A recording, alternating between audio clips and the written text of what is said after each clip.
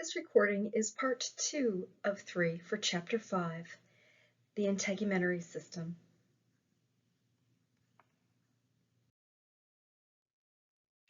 Sweat glands are accessory organs in the integumentary system. Sweat glands can also be referred to as sudoriferous glands because the term sudor means sweat.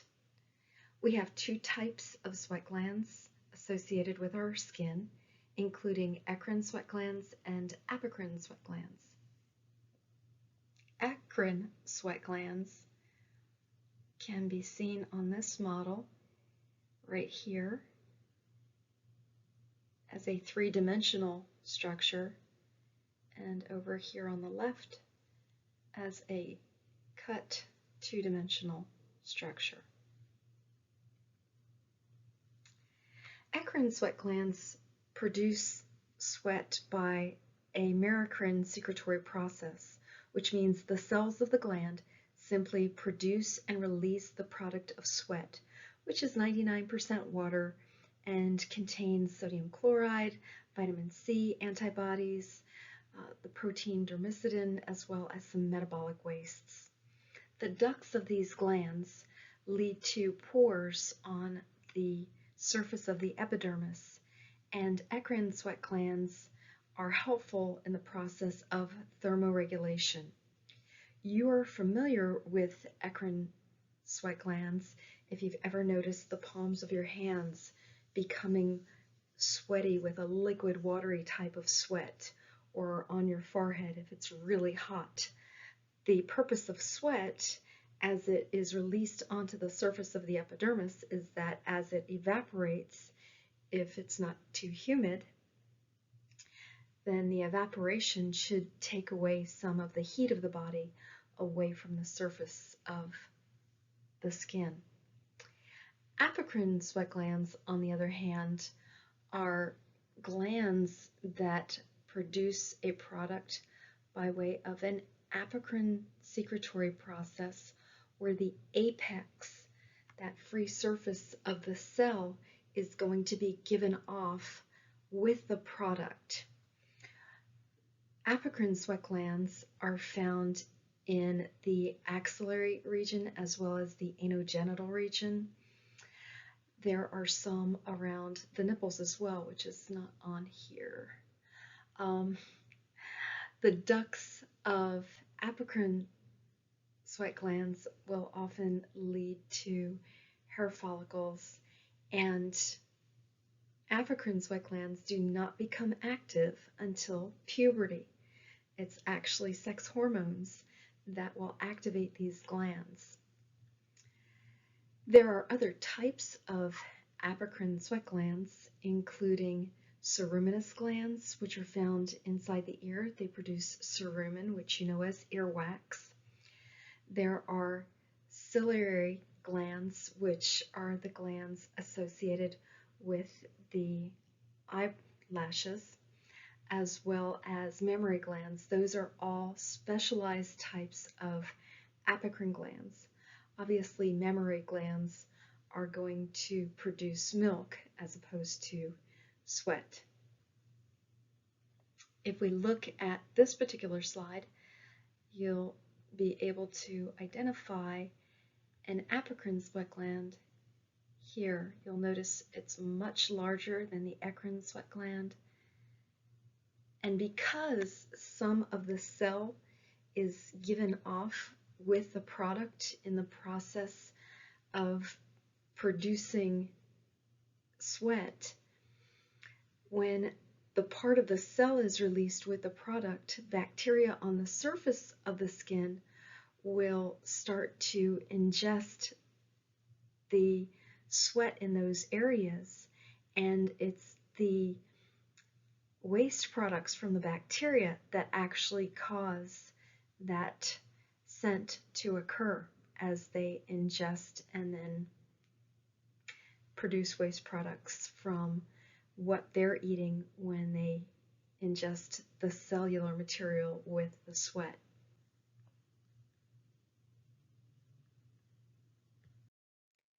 Sebaceous glands in the skin are most commonly associated but not entirely associated with hair follicles.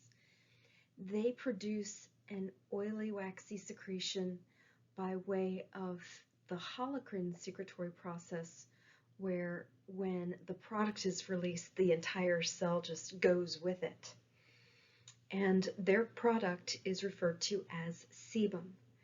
Sebum is important because it will help to waterproof and lubricate the surface of the epidermis as well as the shaft of hair.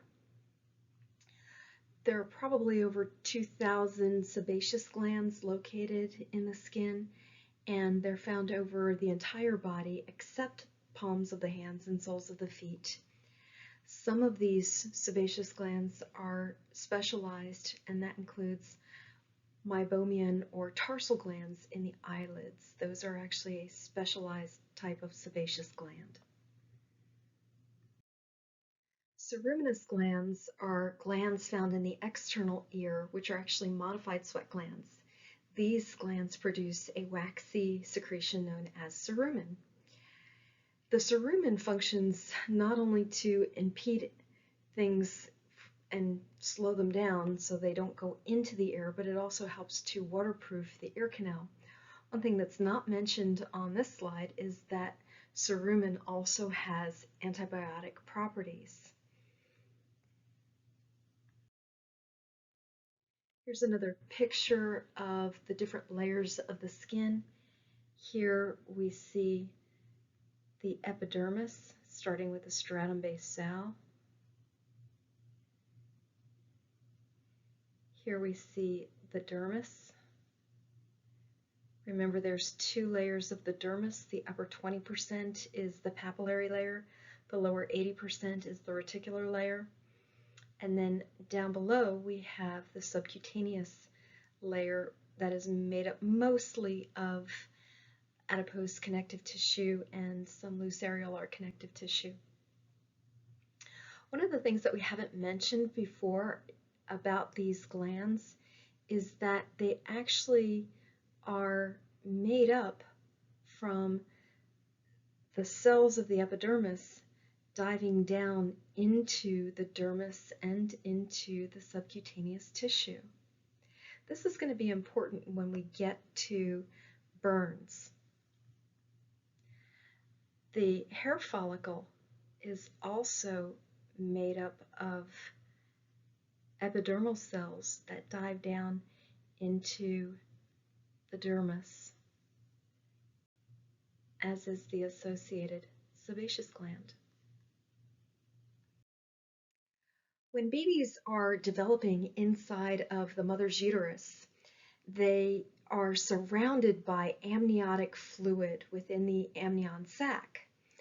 Because they are literally in this fluid bath while they are developing, the sebaceous glands in their skin produce a coating called the Vernix caseosa, which literally means varnish of cheese.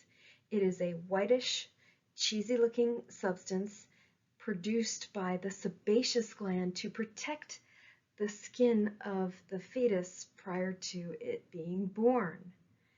And again, sebaceous glands are going to produce oily products.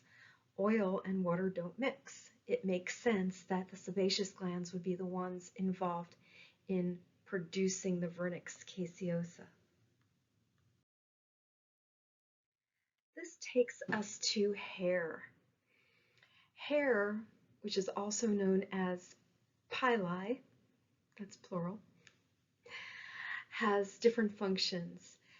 If a little bug is crawling on the surface of your skin, as it passes between, through, or over the pili, it can alert you of the presence of a foreign particle or a moving object on the surface of your skin.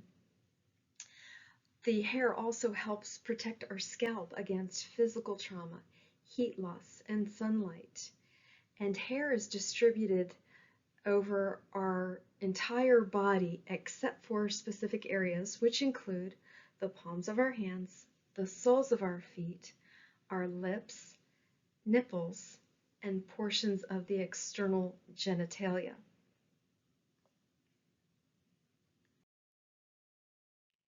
Hair develops in a particular space known as a hair follicle. The word follicle is representative of a place where something will develop. When you get to the reproductive system, you will learn that ovarian follicles are sites for the development of oocytes. Hair follicles are extensions of the epidermis into the dermis. If we follow the stratum basal of the epidermis, we see that it extends down, is also part of the sebaceous gland associated with this hair follicle, and is going to go all the way around to form this space of the hair follicle.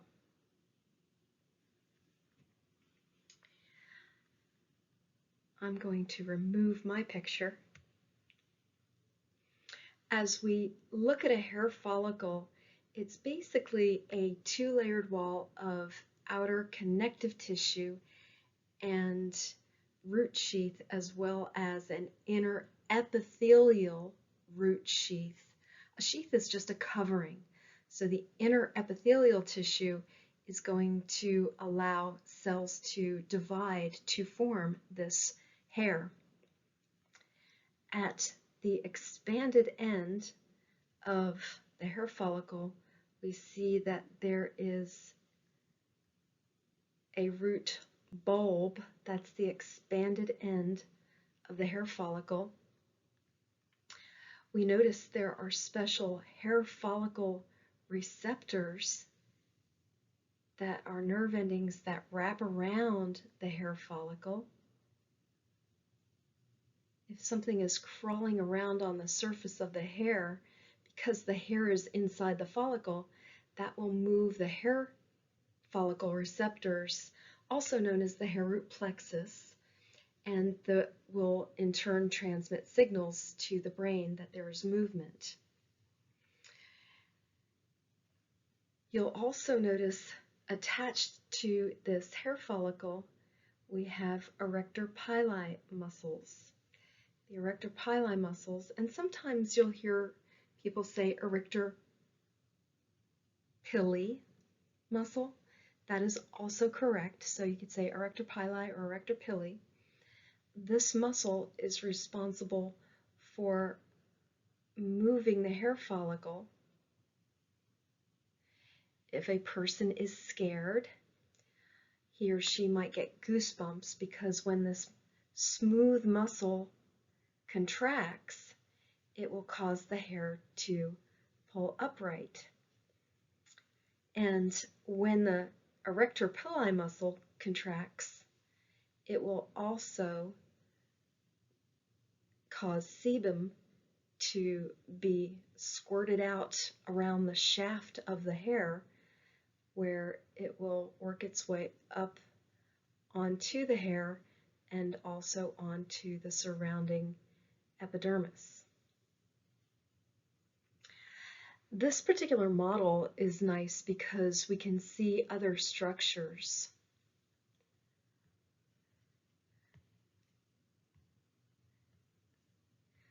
We can see very clearly Meissner's corpuscles, also known as tactile corpuscles. These are encapsulated nerve endings for light touch located in the dermal papillae. We can also see the free nerve endings and how they extend into the epidermis, as I mentioned previously. So we go up into the epidermis with these free nerve endings. We also see a Pacinian corpuscle. It always reminds me of an onion when I see these.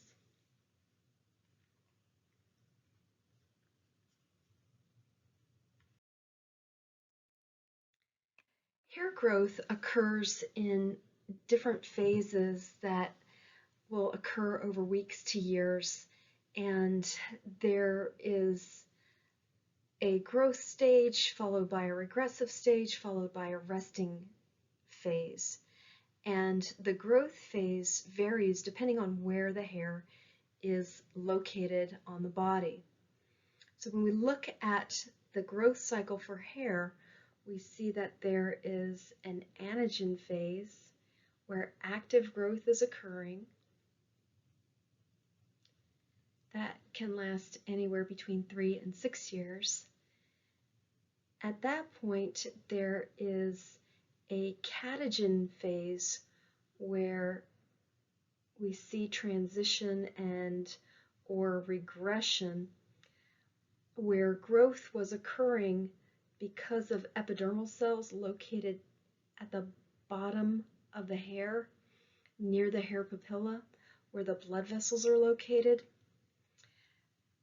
As those cells were dividing and dividing and dividing, at the end of the anagen phase, when we go into the catagen phase, these cells start to die off, and you'll notice that the hair papilla gets cut off from the bulb where the cells of the matrix are, and so that prohibits further cell division. So this transition or regressive phase of catagen takes about 1 to 2 weeks. Then there is a resting phase where nothing really occurs, and in terms of what's going on with the hair, I should say, to be specific. And this lasts from anywhere between 3 and 6 weeks, depending on the text. Some books say 5 to 6 weeks. And even though we can't really see a lot of things going on, there are some things happening. The dermal papilla is actually starting to reform, and there are secondary germ cells that are starting to be reproduced at the bottom of where the hair bulb used to be to recreate that. And then we were in that telogen phase or resting phase, again, anywhere between 1 to 3 months, 3 to 6 weeks, 5 to 6 weeks. Different texts say different things. That's neither here nor there. But they do refer to that as a resting phase, even though we see some things that are occurring in this phase. And then finally, we return to the growth phase or anagen phase, where the hair matrix starts to form new hair. And what they don't show is that the matrix surrounds the dermal papilla again, so that there's a really nice blood supply for the cells in the basal layer that are going to be undergoing mitosis. Why does hair grow faster on other places than what we see in our eyebrows? Well, the hair follicles on your scalp can remain active for as long as up to 10 years, where the ones on your eyebrows are only active for up to 4 months before becoming inactive. And then they will fall off, and then that whole process of regrowth will occur. So these are actually growing and falling out, whereas the hair on your head is growing for a longer period of time. So it just appears to be growing faster. We actually have 2 different types of hair associated with our body. We have a pale, fine hair that's found on children and adult females, known as vellus hair. And then there is terminal hair, which is a much more coarse hair found on the scalp, eyebrows, the axillary pubic region, and on the face and neck of males. Hair color is dependent upon the amount and type of melanin present in the cortex and the medulla of the hair. As people age, the hair starts to become gray due to a decline in the production of melanin, and then when it starts to turn white, that's not only due to a lack of melanin, but also hair bubbles that begin to occur in the shaft of the hair. People can lose their hair because hair follicles have a limited number of cycles of growth that they can undergo. And our growth for our hair is best between our teens and our 40s. The terminal hair slowly becomes replaced with vellus hair, which is that fine hair. And alopecia is the technical name for baldness that can occur in males or females. Male pattern baldness is genetically and hormonally determined, and there are different types of substances that can be used to combat male pattern baldness, including things like Rogaine and Propecia that show moderate success in helping to reverse male pattern baldness, but those have to be used for life.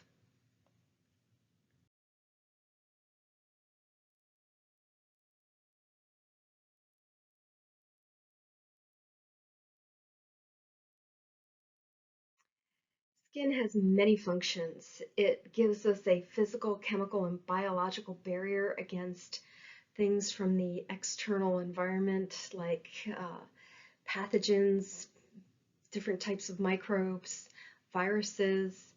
It provides a physical barrier to prevent our bodies from dehydrating. It allows us to regulate our body temperature. If it's too hot, we can sweat to cool off. If it's too cold, our blood vessels in our skin can actually start to vasoconstrict to allow less blood to come to the surface and more blood to go internally so that we keep our internal organs alive when it's really, really cold. Our skin is a warehouse of receptors for different types of sensations. We already talked about Meissner's corpuscles, also known as tactile corpuscles for the sensation of light touch, Pacinian corpuscles for sensations of deep pressure and vibration. We've discussed free nerve endings that can help transmit sensations of pain and temperature. Hair follicle receptors for surface sensation. Skin participates in the synthesis of vitamin D in its active form, as well as produces pigments that we talked about, melanin and the protein keratin. Our skin acts as a reservoir for blood because there are so many blood vessels in the dermis. About 5% of our entire blood volume is going to be found in our skin at any given moment. And our skin also allows us to excrete metabolic waste products and salt. I don't think I mentioned before, but urea is a part of the sweat, eccrine sweat, that is produced. In terms of excretion, we eliminate substances from the body in that process. With sweating, normally about 400 milliliters of sweat will evaporate every day, and we can sometimes lose up to 3 liters of sweat. That helps to remove not only water, salt, carbon dioxide, it also removes ammonia, urea, and with people who are very active, such as those who compete in the Ironman competition in Hawaii, they may sweat up to 15 liters throughout that combined marathon, the 2.4-mile swim, and the 112-mile bike ride. So they have to constantly replace not just water, but also the electrolytes. With absorption, that's the opposite process. That's moving things into body cells, and alcohol will actually enhance the permeability of our skin cells. We can absorb things that are lipid soluble, like vitamins A, D, E, and K, oxygen, carbon dioxide, and drugs can be delivered by absorption. You'll notice that you may have seen patches advertised on TV. There was this one television commercial where this girl had a patch near her backside, and I can go kayaking and dive off cliffs and do whatever I want now that the herpes is under control, because she was getting herpes medication delivered through a patch. So yeah, things can be delivered through the skin as well. Our bodies require vitamin D in its active form in order for different functions to occur correctly. And even though we can get vitamin D from fortified food sources and fish, milk, the body itself makes vitamin D when it's exposed to sun, and this happens when we expose our skin to about 10 to 15 minutes of unfiltered sunlight twice a week. What happens is the epidermal cells will actually convert a modified cholesterol molecule into cholecalciferol, which is known as vitamin D3. Enzymes in the liver cells and the kidneys will continue to modify the cholecalciferol into calcitriol, which is a hormone that aids our bodies in the absorption of calcium and phosphorus. So that way it can be better absorbed not only in the bones but also in the intestines. We store calcium in our bones in the form of calcium and phosphorus combined in a molecule known as hydroxyapatite. And minerals make bone hard. Without proper vitamin D to get the calcium and phosphorus in the form of hydroxyapatite into the bone, we see a pathology known as rickets in children. And you can see how the rickets in this child have actually caused his bones to bow or bend because they are that soft. In adults, we call this lack of vitamin D, when it affects the bones and makes them soft, a process called osteomalacia, which literally means soft bones. So we know vitamin D is really important. Those who live close to the equator of the Earth obviously are going to be exposed to more vitamin D, and the summertime is actually the best time of year for absorption to occur. Vitamin D, please remember, is a hormone. And here we have this nice little chart of how vitamin D metabolism occurs.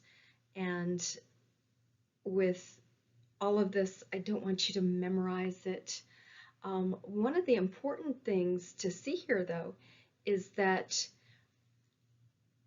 vitamin D with a hormone called